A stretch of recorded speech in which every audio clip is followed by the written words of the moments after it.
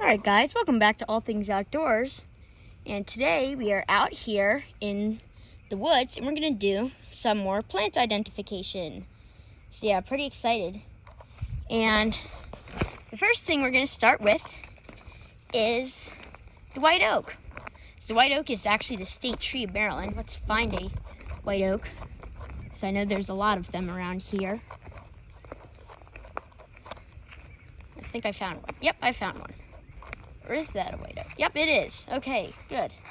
This is the white oak. You can tell what it is by these leaves. They kind of look like pin oak leaves, except there's no points. They're rounded. They kind of look like red oak leaves more than pin oak leaves, because they're not quite as deeply cut into the leaf. The lobes.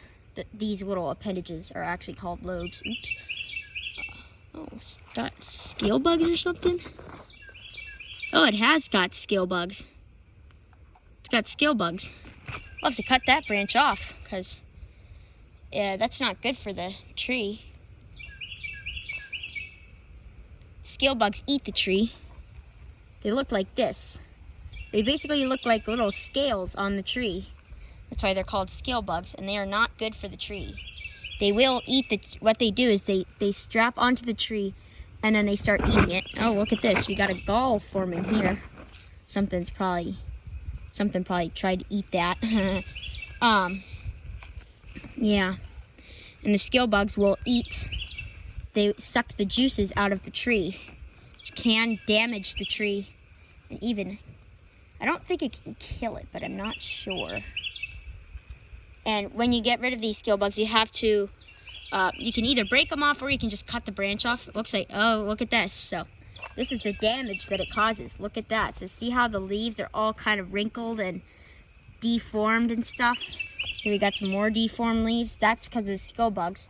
The nutrients aren't getting to the leaves, which is making them not form properly. And it's not good. Anyway, this is the white oak. It is the state tree of Maryland. Leaves look like that. This is what the bark looks like right here. Pretty cool. And this is on a younger tree. We will show you the bark on a bigger tree. We've got, so basically see this tree that kind of has quite a few dead branches on it. It's still alive, as you can see. It's still got some leaves, but it's not doing too well. That's actually a huge white oak, and I hope this tree lives. I think it's got it's probably got some sort of disease. Hopefully next winter, hopefully this tree can just keep going through the summer. And then hopefully we'll have a really cold winter, because I bet it's bugs eating the inside of the tree. Because there are quite a few bugs that will eat on the inside. And especially since it's a double stem. It's got another tree growing inside it. The tree growing inside it is called a northern spice bush. Pretty nice tree. I believe I showed that in a different video. Yeah, it's got a couple things leaking sap and stuff from the tree. I hope this tree can live, because look how huge it is. Is that not the hugest tree? I mean, it's obviously not as big as the redwoods and stuff, but that is a big tree. Look at the size of that thing, and it's double stem. And yeah, it's not doing so well. I hope it can live. It'd be a shame for this tree to die, because it's absolutely massive. It's probably got that's probably a 5.5, maybe even 6 foot wide trunk. It's so big. And this is what the bark looks like on an older white oak. Kind of looks like a lot of the other trees around here. So yeah. This is a hickory tree with absolutely massive leaves. Look at the size of those leaves there. Here's a big one. Look at that. Pretty big leaf. Yeah, if I do say so myself. That's a pretty big leaf. Oh, a bird's nest. I hope it didn't fall with birds inside it, because that would have been sad if the birds died. Look at how intricately it was built. Look at how it's built with these perfect leaves that have this. So this is called skeleton leaf. This is a skeleton leaf. This is what happens when basically what forms this is either bugs eat everything but the veins, like little bugs, usually eastern tent caterpillars or something like that. And if it's not bugs, it's when all the parts of the leaf decompose except for the veins, and it just leaves kind of a skeleton. And the whole nest is made out of that and like oak pollens. So I wonder how long it took the bird to find all those leaves, because skeleton leaves are kind of hard to find. They're pretty cool though. I don't know if it was a completed nest. It didn't really have the little like bowl shape in the middle where the eggs usually go, so it might not have been a completed nest.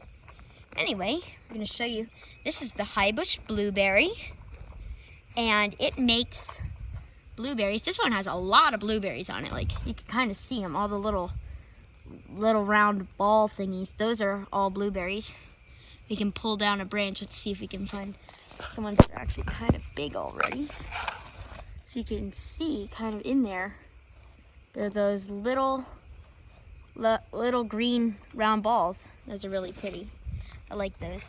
The bush itself looks like this. It can grow to be up to 13 feet tall. So it's a very important tree, and it creates a lot of biodiversity in the forest with the animals, because not only does the tree, well, it's more of a shrub, but it provides edible berries, and since it grows so tall with a dense like crown with dense foliage, it can create spots for birds to have nests in.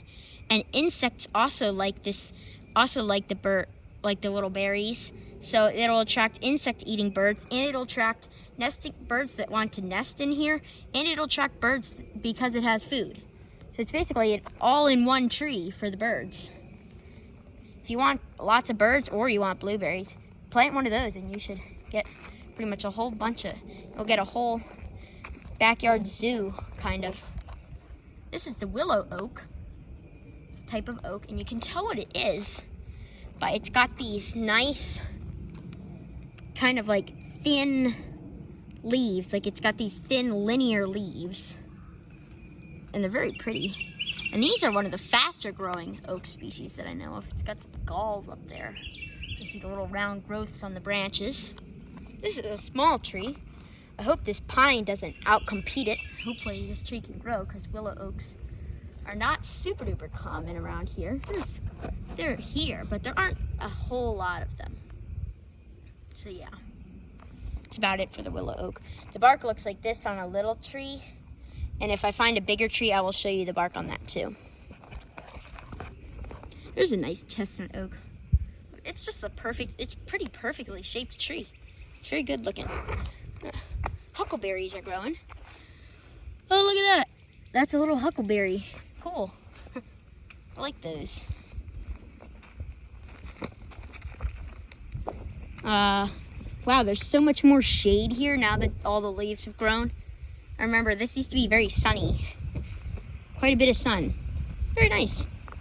Oh, we got some nice wind. It's a beautiful sunny day. They said it was going to be cloudy all day. It's sunny, which is nice. These are African reeds right here. I'll show you those. Oh, there's a small little willow oak sapling. But anyway, these are called common reeds. Sorry about saying African reeds. They're not actually African reeds. Actually, I think that's one of the names of them, but I'm pretty sure a lot of people just call them common reeds or giant reeds, because these reeds, they form these dense colonies. As you can see, they're growing all along here, and then there's a marsh over there. We'll show you that. It's basically full of them. And that they make these giant colonies which grow super dense, and they basically block out sunlight for for pretty much all the other plants growing. They are an invasive species. I don't know exactly where they came from. I will announce that once I find that out. Probably within next video or two, I'll tell you where they came from. And they are kind of taking over the marshes and basically all the marsh ecosystems. Like, as you can see, that like all that tall grass is over there. That's all common reeds, all of that. So they take over very quickly, and they can grow to be up to 15. They can grow to be up to around 15 feet tall. So they get super tall, and they block out the sunlight underneath for pretty much everything else growing there. So that's why these are a problem for a lot of different plant species. Show you some more plants. The reeds themselves look nice though. I like the way they look. I just don't like that they're an invasive species. You can hear ospreys. They're all back. They've been back since around St. Patrick's Day. Let's show you some more native plants. Tulip poplar trees are also getting ready to bloom. These are the buds. Some of them are already in bloom. Some of the buds, like they all bloom kind of at around the same time, but like they don't all bloom at exactly the same time.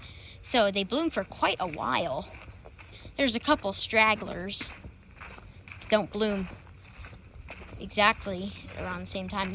Some bloom early, some bloom late, especially with the weather that we've been having around here. Weather does not know what to do this year, around this time of the year especially. It's been warm and then it's cold and then it's warm and then it's cold. So basically it was a very nice, it was in the 80s last week. It was in the 80s and high 70s, low 80s a lot of the time last week.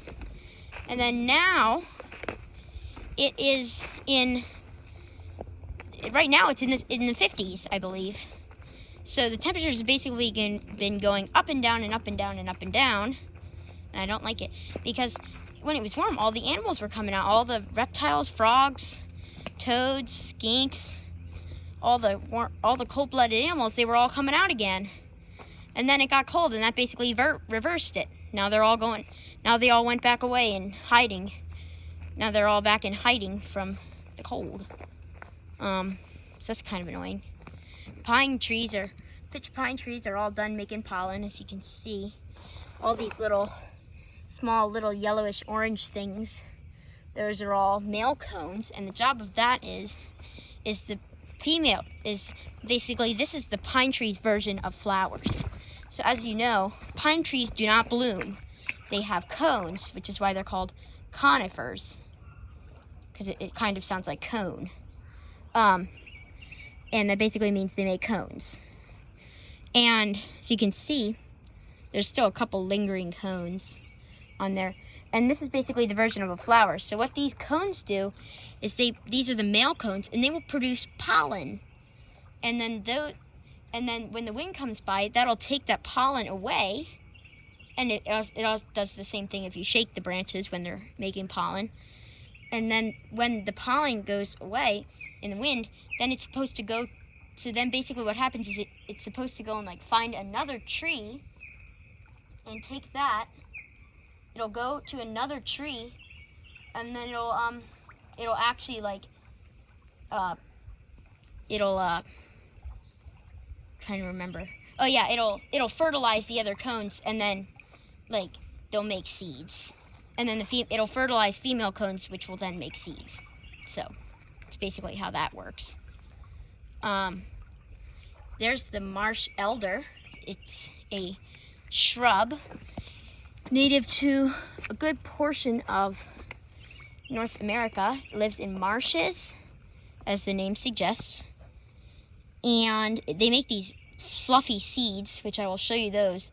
Those, when you shake the bush, it just goes crazy. The seeds go everywhere. It's really cool. And they get pretty tall. I think they get to be, I think that around 10 feet tall is the maximum, I believe. They get pretty big. And the leaves kind of look like this. They're very thick, waxy leaf. Not like a succulent, but they're pretty thick, waxy leaves. And they're a type of shrub, and they like marshes, as the name suggests. And that's about it for that. We're going to show you some more plants. So next up is the marshmallow. We will show you that when it's like bigger, but anyway, they were kind of growing in a marsh, but like on the edge of like a cliff, kind of like this, but like worse. So they were just like kind of barely hanging on, and I did not want them to, like break off, float away, and die. So I went out there and I dug them up and transplanted them to here. And you may be thinking, well, this isn't really a good spot either. Well, it actually is, because it usually gets pretty calm here and you don't have the rushing currents because of the way this cove is shaped. So it's basically it's a much better place for this to grow, and it is, and they've been thriving. I planted these two 2 years ago, planted this one last year, and there's another one here. It kind of got buried, so I'm gonna dig it up again. Well, not like fully dig it up. I'm gonna dig all the sand that's on top of it so that it can regrow. And anyway, these are what the shoots look like. And in the fall, and like they have these big, like brown branches that form after these green shoots. Once, like they get to be probably about 4 or 5 feet tall, I would say. And that is, and then you have these big brown shoots that fall off. And this one is flexible because it was wet still. Like it's like wet because it like rained yesterday and they absorb water. But when they're not wet and they're dry, you can break the shoots off. You can break the dead shoots off. And be sure to cut them off or break them off or whatever, because it makes room for the new growth to come up in the springtime. As you can see, they're all coming up. And they are called marshmallows because they actually used to use the blooms off of this plant to make marshmallows. And they grow in a marsh, so. And that's where the name marshmallow comes from. It actually comes from the plant. And these make beautiful white flowers. Like they're really big. They kind of look like hibiscus flowers, but they're white and they have a little bit of red in the inside. They look a lot like hibiscus flowers, actually. I wonder if they're related to hibiscus. I'm not sure. They might be. They look like hibiscus a lot. The blooms do. They only bloom for, each bloom only lasts about a day, but they bloom, the plant itself blooms for quite a while. So there's usually always a couple blooms, and then they make seed pods in the fall. Very nice plant overall. Big fan of it. That's about it for the marshmallow. Next up, we'll show you the white locust tree. As you can see, all those white blooms over there, you can kind of see them a little bit. Those white blooms, those are from a locust tree. We're going to show you locust tree. And I love the locust trees. They have these are white locust trees, and they have a beautiful smell to them. The blooms do. They're white blooms. They kind of look like wisteria, but they're white. So we will show you the tree itself. They are a native tree, native to a good part of North America and the United States and stuff. Pretty wide-ranging tree. I don't know what kind of soil they like. I know they can be used in landscaping, but they aren't used super duper often because they do break a lot. They're not always very strong trees. The wood is very good wood though. It's very good wood. So here we have a branch. You can tell what it is because the leaves look like this. Even in the fall time, even in the summertime when they're not blooming, this is what the leaves look like. So they're a oblong leaf, kind of like an oval shape. And I'll show you that when they grow more leaves. And it's not super easy to tell right now. I would count up the leaves once so we'll revisit this plant. And the blooms look like this. They're kind of like upside down wisteria. And if you smell them, they have a very sweet smell. Highly recommend this tree. Just watch out for it falling. But they are a lovely tree, and they bloom for probably about maybe 3, 4 weeks, maybe. Probably around 3 weeks, yeah. I don't know, we'll have to see how long it blooms for. And they're a very pretty tree even when they're not blooming. So, yeah. And I'm gonna get off of this log. It's hard to get out of here because there's all these branches. There we go. Alrighty. Well, oh, and the black haws, they're all done blooming. This is a black haw right here. This tree. It's a black haw.